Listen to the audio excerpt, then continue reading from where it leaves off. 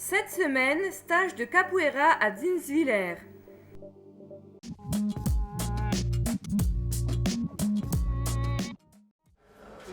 L'association Macaco a organisé un stage de capoeira à la salle des fêtes de Dinswiller. Ce stage de 3 jours a permis à une cinquantaine de participants de s'initier à la discipline brésilienne avec un groupe originaire de Salvador de Bahia, Arte Negra. Les origines de la capoeira remontent au début du siècle dernier en Angola. C'est en fait un art martial déguisé en danse où la musique, le chant et le jeu sont des éléments importants.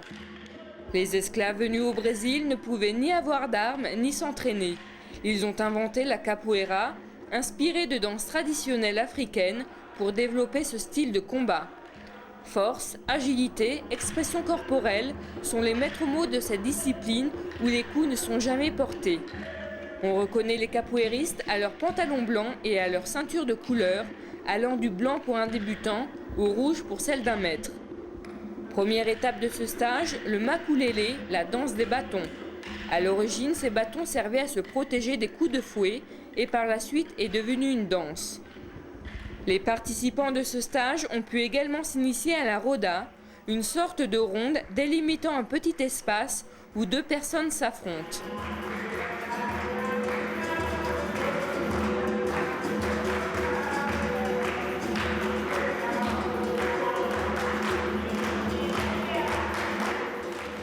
À l'extérieur de la roda, des musiciens jouent de leur berimbo, un arc en bois, de l'atabaque, long tambour, et du pandeiro, un petit tambour.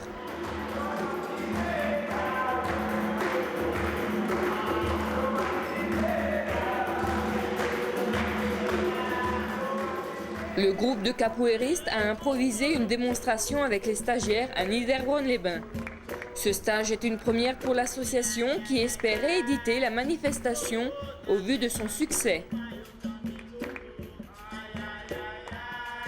Rappelons que l'association Macaco dispense des cours de capoeira sur Dinswiller, Niederbronn et à Haguenau.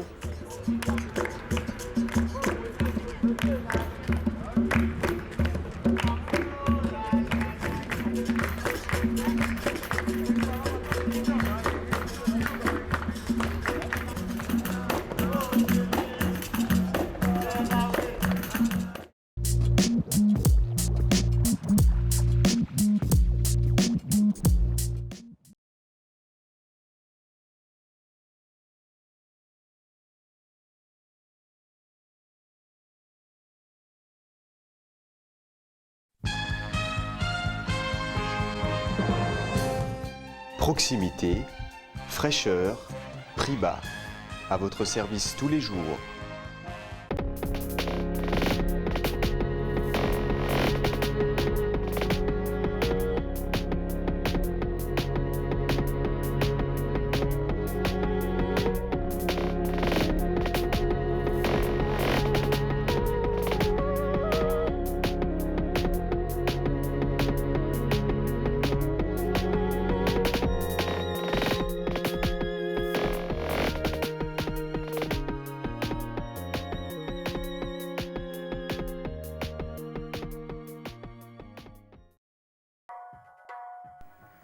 Au sommaire de ce numéro de Mac 3V, un cours de greffe en couronne, suivi des coulisses du magazine Source.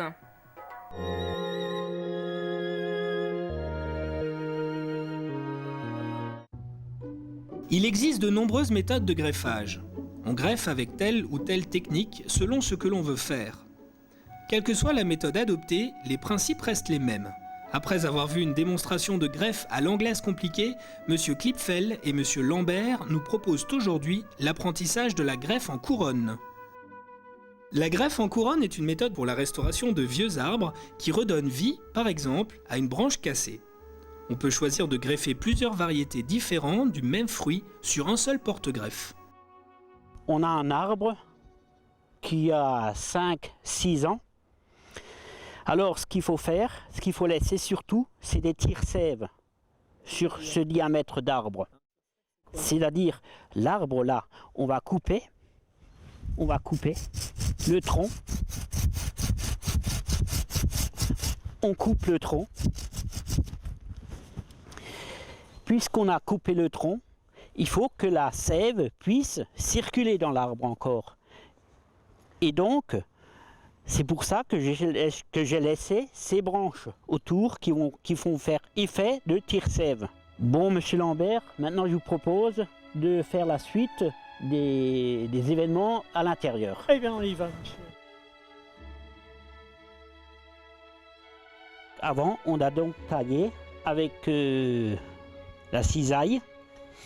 Et donc, il faut voir la face qui est un peu effritée. Donc tout ça, on va l'affiner avec le couteau à greffer. Pour que l'épaulement puisse bien prendre sur le pot de greffe. Donc cette partie est pratiquement préparée. Maintenant, on va passer à la taille au greffon. On taille en bas une dizaine de centimètres. En haut, pareil. Monsieur Klippfel, s'ils sont trop secs, il faut les réhydrater, les tremper dans l'eau? Oui, il faut les tremper dans l'eau à peu près une demi-heure avant la greffe. On incise, ce qui va me donner l'épaulement, le pouce de la main gauche sur l'œil. On reprend un peu, on laisse glisser le couteau sur cette face pour que ce soit bien plan et on retaille un tout petit peu l'épaulement. Et le contact de la sève, quelle est la différence par rapport à la greffe compliquée? Est-ce qu'on retrouve la même chose? Est-ce qu'il y a une petite particularité? Oui, il y a différentes choses à respecter. Il faut se donner le maximum de chance.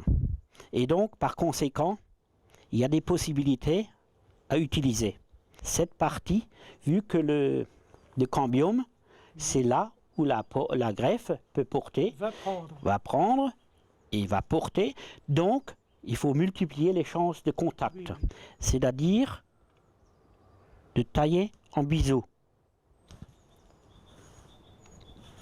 Vu que la sève, elle va circuler, elle va prendre dans le cambium. Une autre chance, c'est ça.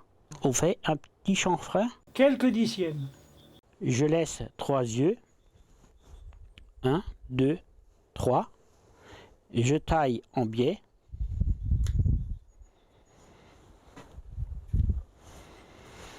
Voilà. Je viens. On travaille sur le porte-greffe. Je travaille sur le porte-greffe. Je fais une entaille sur l'écorce. Je soulève l'écorce. Pour atteindre donc le cambium. Voilà. Je prends le greffon, je l'enfonce légèrement, et puis avec mon couteau à greffer, je tape sur le greffon en l'enfonçant légèrement, tout doucement. Jusqu'à l'épaulement. Jusqu'à l'épaulement. On va passer au ligotage. Avec du scotch, toujours. Je vous conseille de ligoter de la partie supérieure vers la partie inférieure pour que le greffon s'enfonce. Si on fait le contraire, l'effet contraire, si on commence par le bas, on a trop tendance à pousser le greffon vers le haut. Voilà. Donc je conseille de ligoter à partir du haut.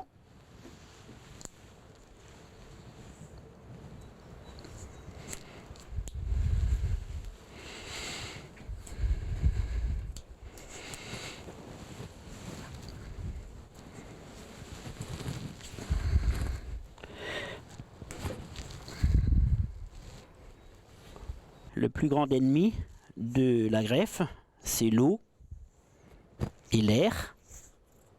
À cause des champignons, donc une oxydation qui Aussi. se produit. Aussi, Donc on une met du bonne mastic. étanchéité. Alors. On étanche. D'accord. On étanche avec du mastic à greffer.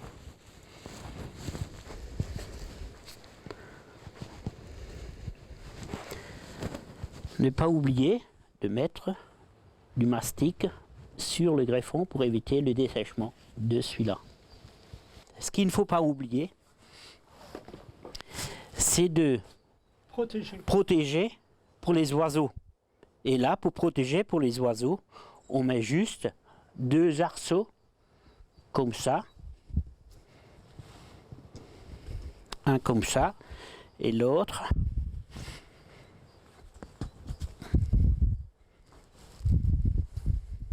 voilà, Et un petit bout de scotch alors. et un petit bout de scotch autour pour éviter que l'oiseau se pose sur le greffon. D'accord. Donc là, on a compris, c'est faisable, on peut Voilà. le faire, un bout de scotch et c'est parfait. Soulignons les points importants. Avril-mai est le meilleur moment pour greffer en couronne. Les greffons peuvent mesurer de 5 à 15 cm de longueur et porter un œil ou plus. On doit installer les greffons à moins d'1 mètre de la fourche principale et les insérer sur des branches charpentières formant un angle d'environ 45 degrés. On taille la base du greffon en un biseau long de 2 à 5 cm jusqu'au centre. On prépare le porte-greffe en sectionnant son extrémité. On glisse ensuite l'extrémité biseautée du greffon sous l'écorce. On dispose ensuite les greffons à intervalles de 5 cm tout autour du porte-greffe, puis on enrobe de mastic à greffer. Après les avoir laissés croître durant 2 ou 3 ans, on sélectionnera les greffons les plus aptes à servir de charpentière permanente. Alors là, j'aimerais vous montrer précisément l'illustration d'une greffe en couronne sur un arbre où on a voulu changer de variété ou réparer des branches qui étaient abîmées. Et ceci montre le savoir-faire, un excellent savoir-faire de la personne qui l'a faite, c'est-à-dire Monsieur Klein, où nous sommes ici dans le verger de Monsieur Ernest Munch. Et là, on voit vraiment un très très beau travail, puisque vous voyez que toutes les anciennes branches repartent des branches nouvelles ici. Et La récolte devrait être partielle la 3e année et complète à la 5e ou 6e année après la greffe. Au cours des 4 à 6 années suivantes, on éclaircira graduellement le faîte de l'arbre afin d'avoir plus de lumière vers les nouveaux rameaux et de leur permettre de s'étendre.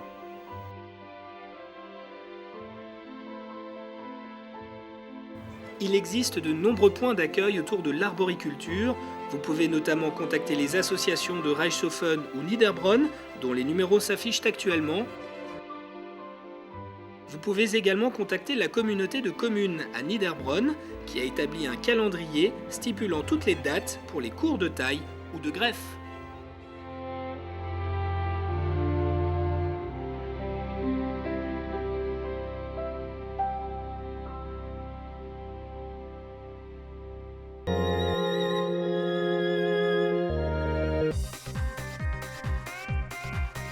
Annelies Wendling est institutrice à Reichshofen depuis 15 ans. Depuis quelques années, elle est en poste à mi-temps, ce qui lui permet de s'investir dans des activités à la mairie de Niederbronn-les-Bains. Bonjour. Bonjour la Wendling. Ça va? Bien, merci. Arrivée comme conseillère municipale à la communication en 2001, elle rédige d'abord des articles pour le bulletin d'information de la commune qui, à cette époque, cherche encore ses marques. Véronique. Comment ça va? Je peux vous déranger là, un petit moment? Bonjour. Plusieurs journalistes professionnels se sont essayés à la rédaction du magazine, mais aucun d'entre eux ne s'approprie réellement cette responsabilité. Madame Wendling, aimant l'écriture et la littérature, est alors la personne qui, naturellement, est désignée à ce poste.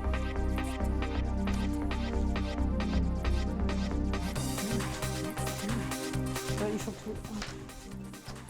Nous avons pris la décision de faire plutôt un magazine trimestriel, donc 3 ou 4 parutions par an, plutôt qu'une information mensuelle et de qualité que je qualifierais d'ordinaire.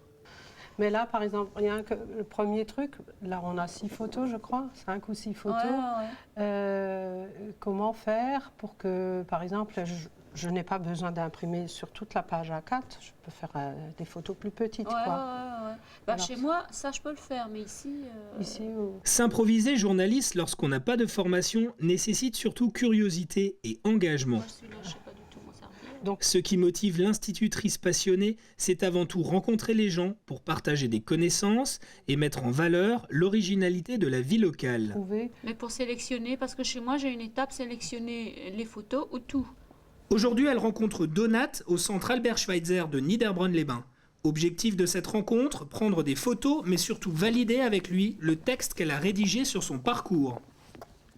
Alors nous sommes au centre de rencontre Albert Schweitzer, mais en fait nous n'allons pas voir les gens du centre, nous allons voir des gens de l'ICE, Initiative chrétienne pour l'Europe, qui accueille ici des jeunes qui font une année de bénévolat. Bonjour, Monsieur Bernard, bonjour. Ça va? Ça va? Très très bien. Ouais, moi aussi, ça va bien. Formidable. Je vais juste dire bonjour à côté. ICE est une association basée au sein du centre qui favorise les échanges de jeunes en Europe. Cet Hongrois de 18 ans est accueilli pour une année de volontariat ou bénévolement. Il aide d'autres groupes européens à s'intégrer dans le centre. Ouais. Merci, ça va. Il est ici avant tout pour parfaire son français. Madame Wendling lui consacre un article. Donat, toi tu viens de Hongrie, en fait tu viens de la ville jumelée avec Bad Schönborn de Kiskun-Maisha. C'est ce que tu m'as expliqué la dernière fois et tu es ici pour une année de bénévolat. Oui. Pour apprendre le français, pour aider ici, pour travailler en même temps. Et qu'est-ce que tu fais comme travail? Il y a des groupes qui viennent surtout d'Allemagne mais aussi de la France.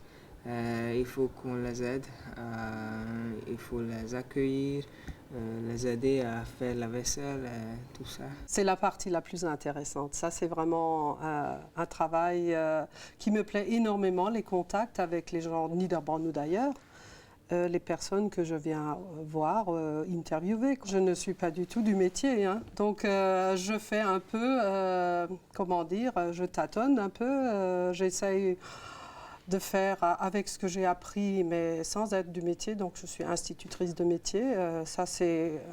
Et je travaille à mi-temps. C'est la deuxième mi-temps, si on veut, ce travail sur source. Donc, c'est sans doute plus souvent maladroit.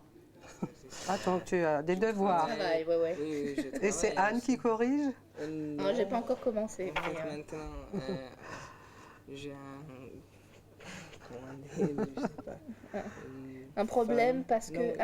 d'accord. Qui la corrige. Oui, il a pris contact avec une personne à Niederbronn qui fait un petit peu la discussion avec lui et qui... Voilà. Donc nous on regarde vers l'horizon, c'est ça? Ah, vous devriez être là, quelque part. Je ne sais pas selon quelle hiérarchie. Et est-ce qu'on discute ensemble ou... Oui, vous pouvez très bien discuter.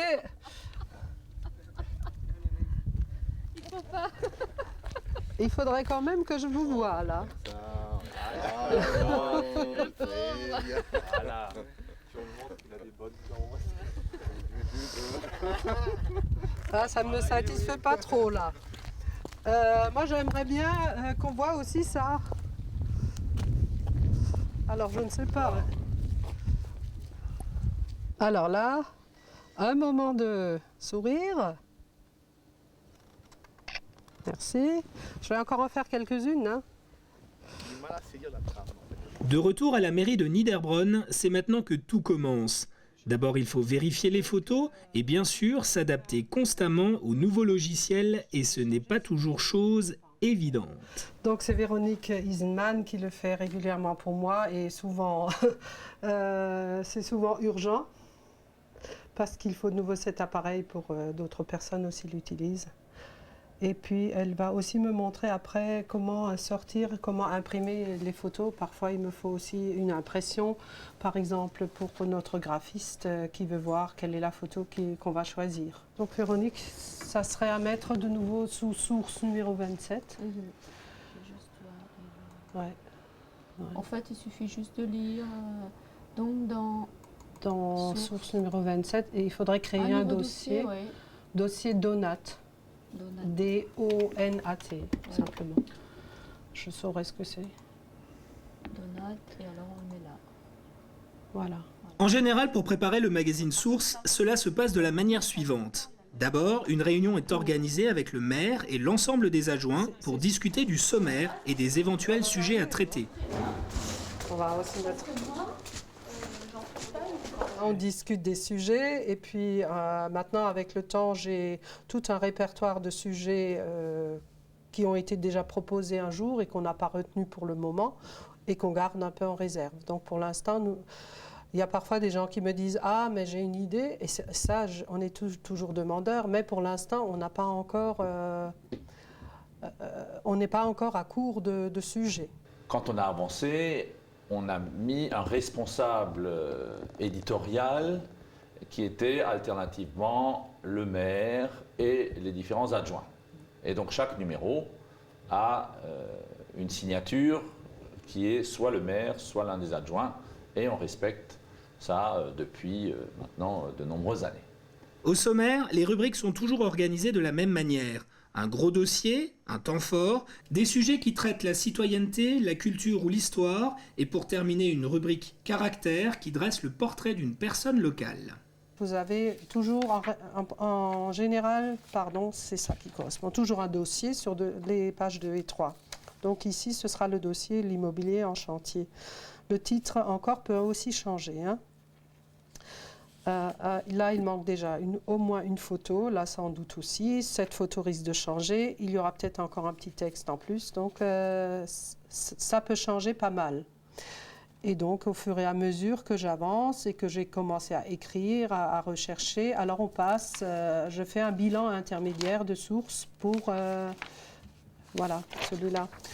Bilan intermédiaire pour que l'adjoint qui est responsable sache, et le maire aussi, sache où ça en est. Le bilan intermédiaire permet à l'ensemble des participants de bénéficier d'une vision plus ou moins globale du projet et de son état d'avancement. Les adjoints se croisent dans les couloirs et c'est une occasion pour en discuter. Madame Wendling tient compte des remarques et corrige au fur et à mesure les textes qu'elle envoie alors au graphiste à Strasbourg pour une première épreuve. Avec Monsieur Ashcroft, s'il vous plaît. La semaine prochaine, en début de... C'est évident que nous avons par exemple plutôt un dossier financier quand c'est l'adjoint aux finances, que nous avons plutôt un dossier sur la sécurité quand c'est l'adjoint à la sécurité, ou que nous avons un dossier sportif quand c'est l'adjoint au sport. Donc cette première épreuve est arrivée ce matin et maintenant il faut que je la photocopie pour le comité de relecture. Tous les textes vont être passés au crible par le comité de relecture. Texte, photo, la manière de présenter. Donc la forme et le fond vont être passés au crible par ce comité de relecture. Ce comité de relecture est composé par les adjoints. Donc ils traquent aussi bien les fautes d'orthographe, les fautes de grammaire, que le sujet en lui-même. Ils me rendent les corrections et alors je passe en revue tout ce qui a été noté sur chaque... donc il y a 7 personnes ou 8 personnes qui corrigent et je passe en revue tout ce qui a été noté, toutes les remarques qui ont été faites, toutes les fautes corrigées, les propositions aussi de changement. Et j'en fais une synthèse. Puisque je vais retrouver le graphiste avec les corrections et qu'on fera alors les corrections sur écran. Le graphiste de Strasbourg est un Anglais. Il corrige des textes en alsacien. C'est assez cocasse.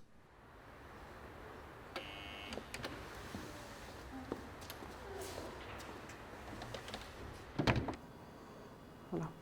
Et puis là, après commerçante, vous enlevez toute la partie jusqu'à la première ligne en alsacien. Alors là, ce que je propose de faire, c'est que, pourquoi pas, je vais faire ça.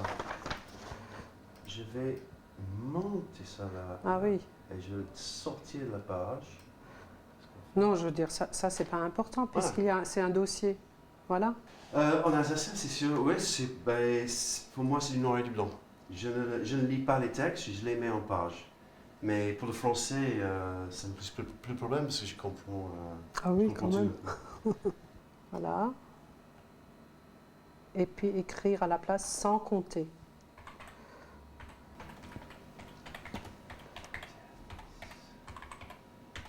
c'est plusieurs jours de travail. C'est plusieurs jours parce que bon, c'est-à-dire que les éléments arrivent bruts, c'est-à-dire que j'ai un lot de photos, soit sur papier, soit numérique, et j'ai des piles de textes, des encadrés, des articles, etc. etc. Et c'est à moi de jouer, à trouver la manière de mettre cette puzzle, si on veut, en musique. Et ça, effectivement, ça prend parfois un petit peu de temps parce qu'il faut chercher. Et j'essaie de ramener aussi un petit peu plus sur certaines des pages pour égayer la page, plus que juste une simple page de texte et de photos. Là, en plus, ce qu'il faut savoir, c'est que j'ai changé de programme. Pour cette numéro, j'ai changé très récemment de programme, donc en fin de compte, je suis un tout petit peu, pas perdu, mais un petit peu moins bien à l'aise que d'habitude. Une fois la mise en page finale terminée, celle-ci est directement envoyée à l'imprimeur sans passer par d'autres intermédiaires. La commune travaille alternativement, une année sur l'autre, avec les imprimeurs de Niederbronn-les-Bains. Il ne reste alors plus qu'à distribuer source auprès des habitants et ce sont les conseillers eux-mêmes qui mettent la main à la pâte et déposent les exemplaires dans les boîtes aux lettres.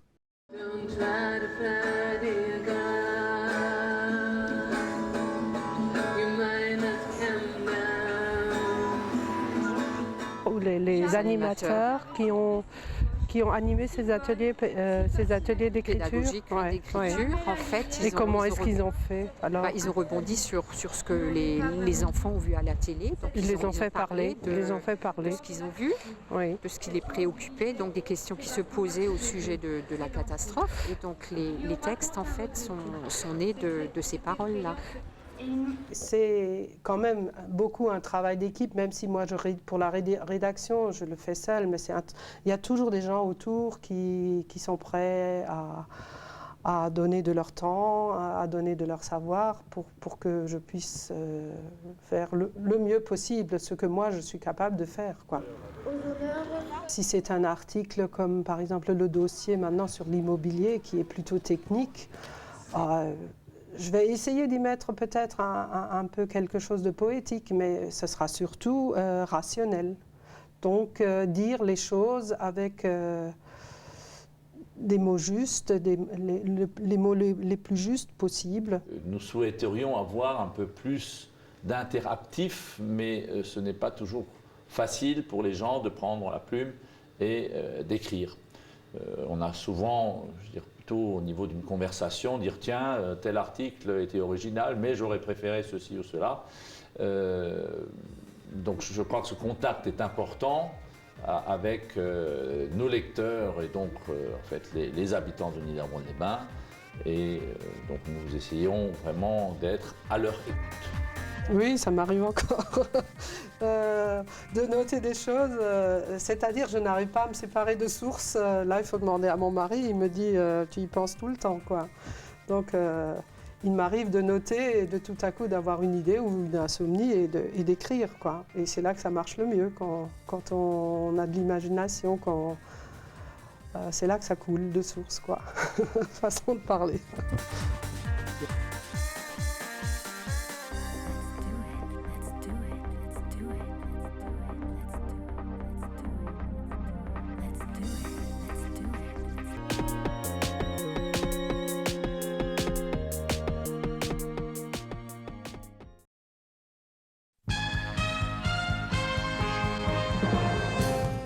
Proximité, fraîcheur, prix bas.